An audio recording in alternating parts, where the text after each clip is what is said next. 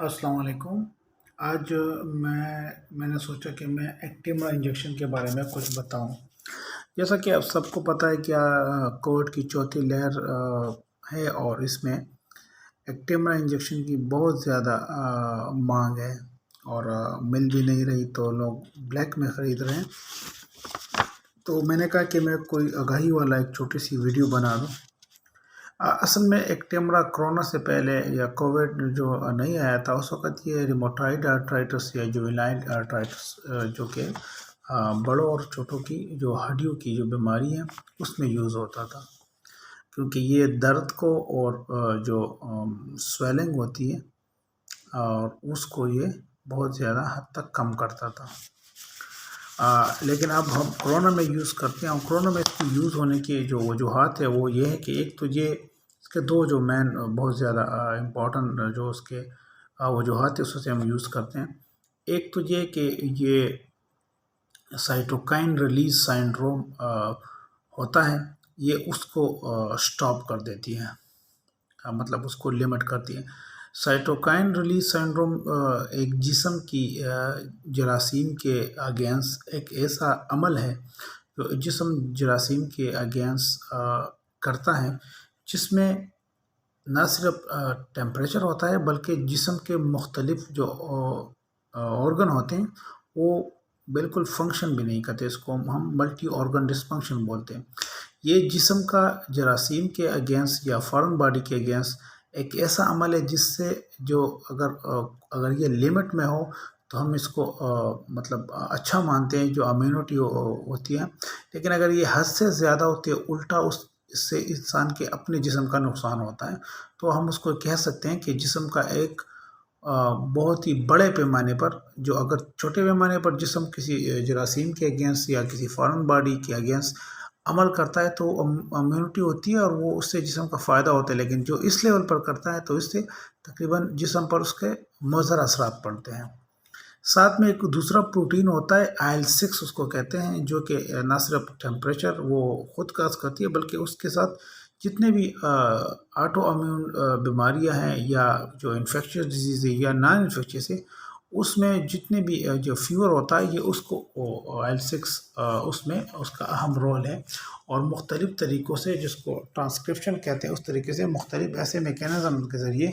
یہ جسم کے میں انفلیمیشن کاز کرتی ہے، تو یہ اس کو بلاک کرتی ہے۔ یہ دو اس کے بہت زیادہ امپورٹنٹ کاز ہے۔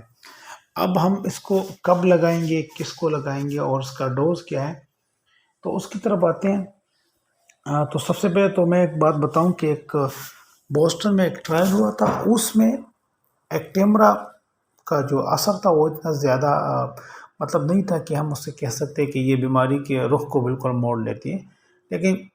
میں نے جو کہا کہ یہ جو دو عمل ہے جو سائٹوکائن ریلیز سائنڈروم کو اور IL-6 کو جب یہ بلاک کرتی ہے تو ان دو چیزوں کی بنا پر ہم جو ڈاکٹر ہے وہ ایڈوائز کرتے ہیں کہ کووڈ نمونیا میں چونکہ جسم کے جو ریئیکشن ہوتا ہے وہ بہت زیادہ شدید ہوتا ہے، اس سے جسم کا نقصان ہوتا ہے، تو اور لنگس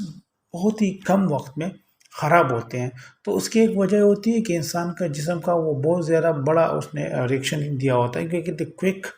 لنگس پیتھولوجی ڈیولپ ہوتی ہے، تو اس وجہ سے ہم اس کو یوز کرتے ہیں کہ سائٹوکائن ریلیز سائنڈروم کو سٹاپ کرتی ہے اور IL-6 کی جو پروٹین ہے جو اس کو رکوا دیتی ہے، تو اس وجہ سے ہم اس کو یوز کرتے ہیں۔ ادروائز اس کی جو اسٹڈی ہوئی ہے جو بوسٹن میں، اس میں اس کا کوئی اتنا بڑا وہ رول نہیں تھا، لیکن ان دو وجوہات کی بنا پر جو اس کا میکینزم آف ایکشن ہے ہم اس وجہ سے اس کو ترجیح دیتے ہیں کہ اس کو استعمال کریں۔ تو اس کو استعمال کرنے کے لیے ہم نے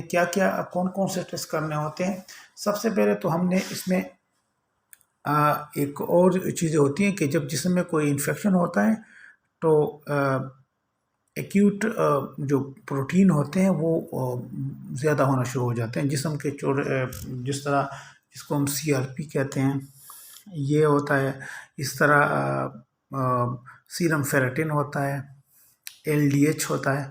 ڈی ڈائمر ہوتا ہے، یہ بہت ریز ہوتے ہیں۔ تو جب ریز ہوتے ہیں مطلب زیادہ ہوتے ہیں تو ہمیں پتہ ہوتا ہے کہ جسم کا انفیکشن کے اگینسٹ ایک عمل شروع ہوا ہے، تو اس بیس پر ہم یہ کرتے ہیں، اور سب سے امپورٹنٹ ہم IL-6